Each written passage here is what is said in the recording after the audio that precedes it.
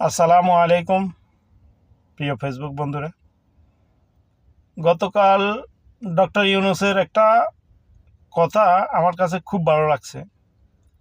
আপনারা সবাই লক্ষ্য করছেন কিনা বা বুঝতে পারছেন কিনা আমি জানি না। দল মত নির্বিশেষে এই জিনিসটা আমার খুবই পছন্দনীয়, খুবই তাৎপর্যপূর্ণ মনে হচ্ছে, সময় উপযোগী মনে হয়েছে। সেটা উনি বলছে যে কোনো অফিসে ই পোর্টাল ফাইল চালু হবে। এই জিনিসটা ই পোর্টাল ফাইল নিয়ে কার ধারণা কেমন আছে আমি জানি না, তবে আমার ব্যক্তি বিশেষে বিগত 3 থেকে 4 বছর যাবৎ এই মালদ্বীপ, এটা তো দেশ বলি অনেকে গণনাও করে না।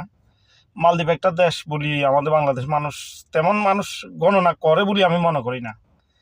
আমার যতটা ধারণা আর কি, মনে করে যে এখানে মাছ টাছ ধরে পর্যটন আসে, দেখাশোনা করে, এছাড়া আর কিছু নাই।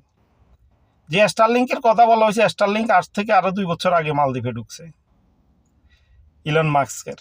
আর ই পোর্টাল আজ থেকে বিগত 4 বছর যাবৎ ই পোর্টাল ফাইল চালু আছে মালদ্বীপে।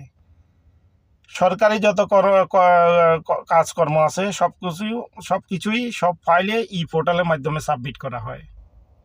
আর প্রাইভেট সেক্টরে কিছু কিছু ক্ষেত্রে ই পোর্টালে কাজ হয়। বিশেষ করে আমাদের ভিসা, ড্রাইভিং লাইসেন্স সব কিছুই আমরা ই পাসের মাধ্যম দিয়ে ই পোর্টালের মাধ্যমে আবেদন করা হয়। এটা হচ্ছে ডিজিটাল দেশ। এতদিন আমরা বাংলাদেশের ডিজিটাল গল্প শুনছি, ই পোর্টালের মাধ্যমে ডিজিটালের যাত্রা শুরু হচ্ছে বলে মনে করি আমি। ধন্যবাদ ডক্টর ইউনূস, ধন্যবাদ সময় উপযোগী এই সিদ্ধান্ত নেওয়ার জন্য।